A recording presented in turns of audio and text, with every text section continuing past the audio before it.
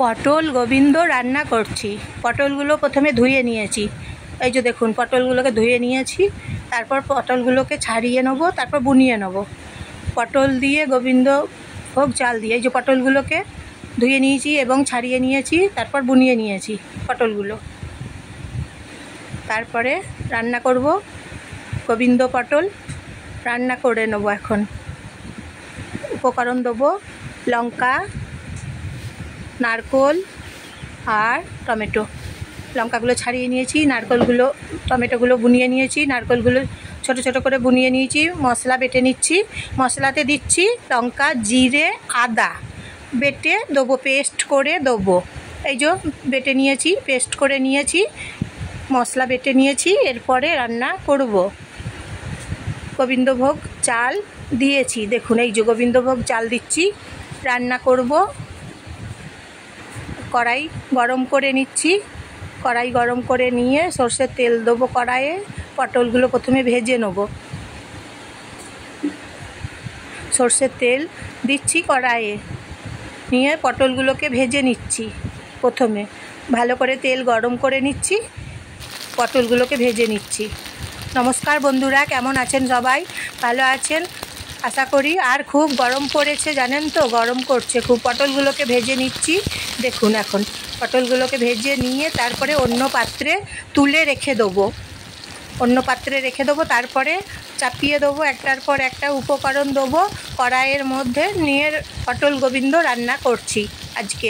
নতুন রেসিপি, এই রেসিপিটা খুব ভালো হয়, নতুন রেসিপি। পটলগুলোকে দেখুন অন্য পাত্রে এখন আমি তুলে রেখে দিচ্ছি।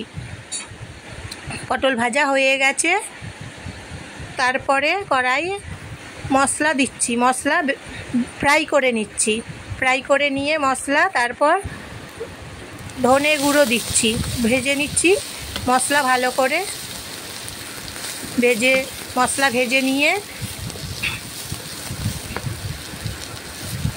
ভালো করে ভেজে নিচ্ছি মশলা ভেজে নিচ্ছি। টমেটো দিচ্ছি, কড়াইয়ের মধ্যে ছেড়ে দিচ্ছি। নারকেলগুলো কড়াইয়ের মধ্যে ছেড়ে দিচ্ছি, দিয়ে দেবো পটল, দিয়ে দিচ্ছি পটল, ভাজা পটল কড়াইয়ের মধ্যে ছেড়ে দিচ্ছি। তারপর একসাথে সব উপকরণ দিচ্ছি, নিয়ে নেড়ে চেড়ে নিচ্ছি। এখন খুন্তি করে রান্না করে নিচ্ছি গোবিন্দ পটল।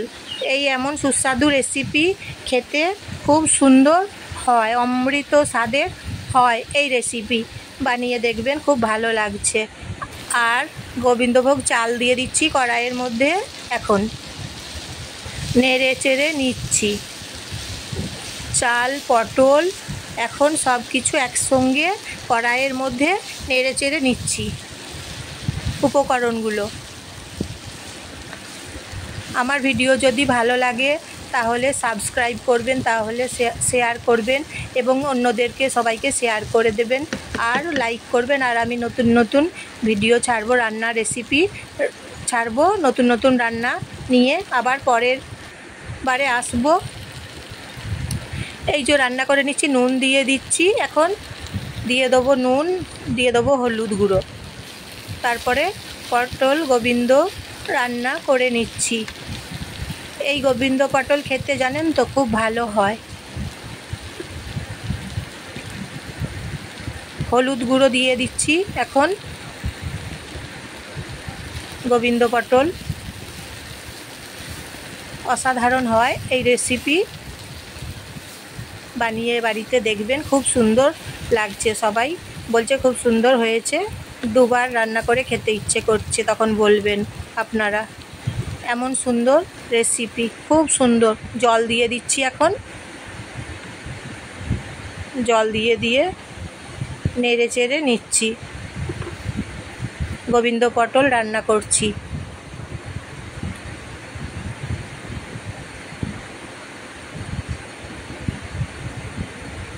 এই যে দেখুন এইভাবে রান্না করে নিচ্ছি।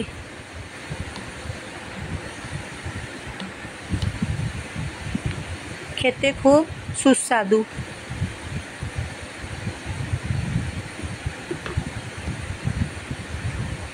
পটলের রেসিপি ঢাকনা দিয়ে দিচ্ছি কড়াইয়ের মধ্যে। এখন সেদ্ধ হবে, নরম হবে। ফুটছে পটলের রেসিপি, পটল রেসিপি ফুটছে। এই যে দেখুন গোবিন্দ পটল রান্না করে নিচ্ছি এইভাবে, পটল গোবিন্দ। এই রেসিপিটা খুব ভালো লাগে জানেন তো, গোবিন্দ পটল। জানাবেন তারপর আমাকে কেমন হয়েছে রান্না, পটল গোবিন্দ রেসিপি কেমন হয়েছে জানাবেন। পরের বার আবার নতুন রান্না নিয়ে চলে আসবো নেক্সট বারে।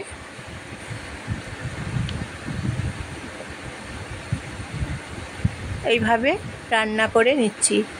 দেখুন কি সুন্দর দেখতে হয়েছে, খেতেও খুব সুন্দর, অসাধারণ জানেন তো, দেখতেও খুব সুন্দর, রূপে গুণে ভরা। আর গোবিন্দভোগ চাল তো খুব সুগন্ধ ছাড়ছে।